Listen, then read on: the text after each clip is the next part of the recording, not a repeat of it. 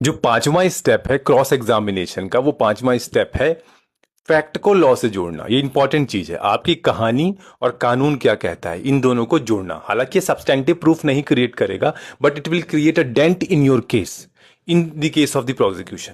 To be more specific, in your case means supporting your case and to create a dent in the case of cross examination. पहला जो जुड़ा हुआ इससे सवाल हो सकता है वो 145 section number 145 Indian evidence act, जो सेक्शन नंबर 148 बी ऐसे हो गया है। उसमें आप जो प्रीवियस स्टेटमेंट है उससे कन्फ्रंटेशन कराओ। जो प्रीवियस स्टेटमेंट सामने रख दो, बताओ इसमें तो ये लिखा है, कह तो आप ये रहे हो, कन्फ्रंटेशन हुआ तो दूसरा है 162 से मेमोरी रिफ्रेश कराना। 162 पहले बीएसए, जो अब बीएसए है वो पहले 159 था। तो जो भी पुलिस विटनेस के साथ ज्यादातर होता है वो हाथ में लिख करके आ जाते हैं, वो हाथ में लिख करके पीछे छुपा लेते हैं। तो वो जो हाथ में लिख के पीछे छुपा लेते हैं, वो मेमोरी रिफ्रेश करने के लिए आप उनको तो दिखा सकते हो, पर वो जानबूझ के रट के आते हैं, लिख के आते हैं कि कभी बीच बीच में देख लेंगे।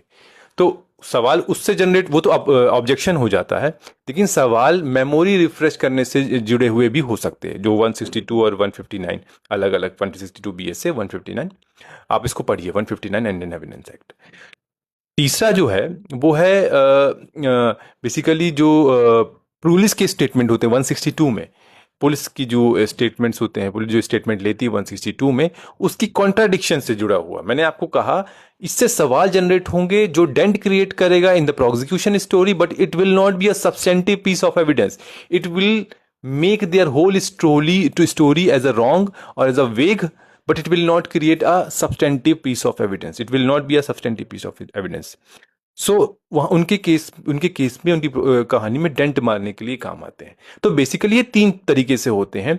145 इंडियन एविडेंस एक्ट जो 148 हो गया है, उसमें प्रीवियस स्टेटमेंट पे कन्फ्रंटेशन किया जाता है। दूसरा 162 जो 159 था 162 हो गया है मेमोरी रिफ्रेश करने के लिए। और जो तीसरा सबसे इंपॉर्टेंट है वो पुलिस के स्टेटमेंट 162 में, जो शायद अब 180 समथिंग हो गया है, उसको उससे जुड़े हुए जो कॉन्ट्राडिक्शन है वो जनरेट करने के लिए। तो बेसिकली जो सिक्स्थ स्टेप में ये तीन सेक्शंस इंपॉर्टेंट है। इस तीन सेक्शन को फैक्ट से जोड़ना शुरू करिए, ऑटोमेटिकली आपसे जो बेस्ट पॉसिबल जो क्वेश्चंस है वो जनरेट होंगे क्रॉस एग्जामिनेशन में।